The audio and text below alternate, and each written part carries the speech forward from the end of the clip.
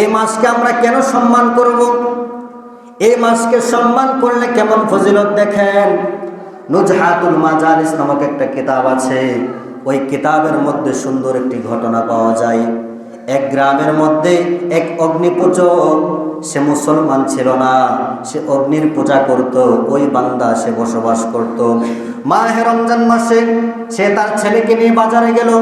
বাজারে যাওয়ার পরে তার যে ছেলে মানুষের সামনে সে খাবার গ্রহণ করছিল, সে তার ছেলেকে ধমক দিল, মারধর করার জন্য গেল।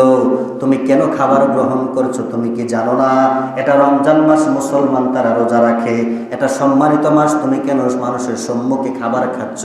ছেলে ডাক দিয়ে বলে, বাবা আমার, আপনি তো রোজা রাখেন না, আমরা তো মুসলমান না, আপনিও তো খাবার গ্রহণ করেন। তখন বাবা বলতেছেন, ঠিক আছে আমি খাবার গ্রহণ করি, কিন্তু মানুষের সম্মুখে করি না, মানুষের অন্তরে আমি খাবার গ্রহণ করি, কারণ মানুষ সবাই রোজা রেখেছে, তার সামনে খাবার খাওয়া যাবে না। তখন ওই ছেলেকে সে সম্মানটা বুঝাইলো, এটা হচ্ছে মাহে রমজানের সম্মান, তুমি সকলের সম্মুখে খাবার গ্রহণ করবে না। জোরে জোরে বলেন না সুবহানাল্লাহ।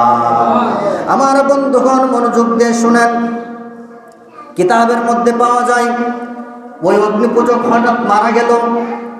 মারা যাওয়ার কিছুদিন পরে একজন বুজুর্গ ব্যক্তি, আল্লাহওয়ালা মানুষ, সে স্বপ্নে তাকে দেখলো যে অগ্নিপূজক অগ্নির পূজা করত, ওই বান্দাকে স্বপ্নে দেখেছে সে নাকি জান্নাতের মধ্যে থাকতেছে, জান্নাতের মধ্যে বসবাস করতেছে। ওই বুজুর্গ ব্যক্তি তাকে প্রশ্ন করলো, কি ব্যাপার, তুমি তো ছিলে অগ্নিপূজক, তুমি তো মুসলমান ছিলে না, নামাজ পড়ো নাই, রোজা রাখো নাই, তুমি কিভাবে জান্নাতে গেলা? জান্নাতে যাওয়ার কারণ কি?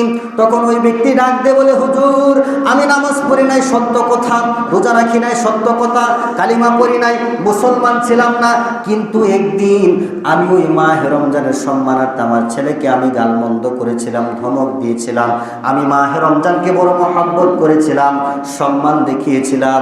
ওই সম্মান দেখানোর কারণে আল্লাহ পাক রব্বুল আলামিন আমাকে জান্নাত দিয়ে দিয়েছে।